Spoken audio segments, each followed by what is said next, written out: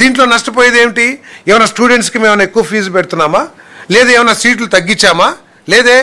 అంతకుముందు ఏదైతే మీరు జీవోలో ఎన్ని సీట్లు అయితే ఇస్తానన్నారో, ఏ ఫీజుకి అయితే ఇస్తానన్నారో అదే ఫీజుకి అదే నెంబర్ ఆఫ్ సీట్స్ని ఇచ్చే విధంగా రాష్ట్రం మీద అప్పు లేకోకుండా చేసే కార్యక్రమం చేస్తాం.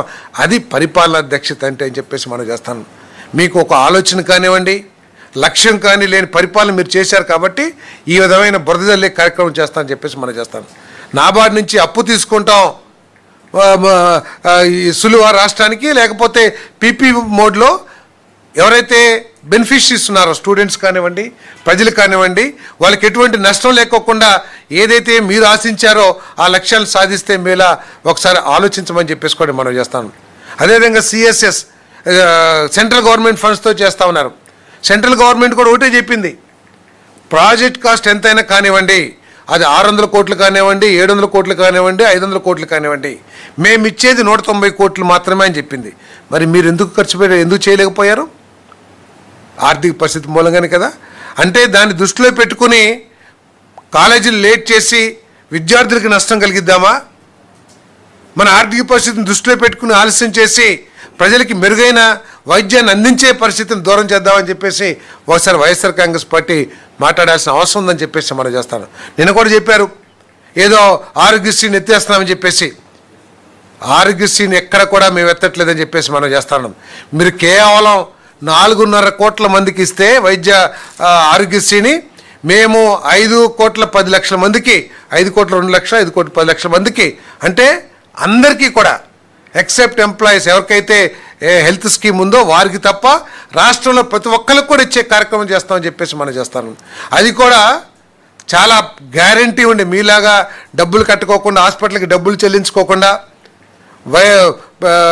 మన పేషెంట్స్ హాస్పిటల్కి వెళ్తే ప్రభుత్వం డబ్బులు ఇస్తలేదు కాబట్టి మేము చేయమని చెప్పేసే పరిస్థితులు లేకోకుండా ఇన్సూరెన్స్ కంపెనీ వారు ఏ పేషెంట్ అయినా హాస్పిటల్కి వెళ్తే హాస్పిటల్లో అడ్మిట్ అయిన 6 గంటల లోపల వారికి అనుమతి ఇచ్చే విధంగా నిబంధనలు పెట్టి ఈరోజు ఇన్సూరెన్స్ ద్వారా వైద్యాన్ని రాష్ట్రంలో అందరి ప్రజలకు కూడా అందించే కార్యక్రమం చేస్తామని చెప్పేసి మనం చేస్తాం. ఏదైతే కొద్దిమంది ఉన్నారో 2.5 లక్షల నుంచి 25 లక్షల వరకు కూడా ఎన్టీఆర్ వైద్య సేవ నుంచి ట్రస్ట్ నుంచి ఇచ్చే కార్యక్రమం చేస్తున్నాం. మొత్తం ఈ రాష్ట్రం అందరికీ కూడా ఈ కార్యక్రమం అందిస్తామని చెప్పేసి కూడా మనం చేస్తాం. అదేవిధంగా బలహీన వర్గాలకి మీరేదో చాలా చేసాం బలహీన వర్గాలకి అంటారు.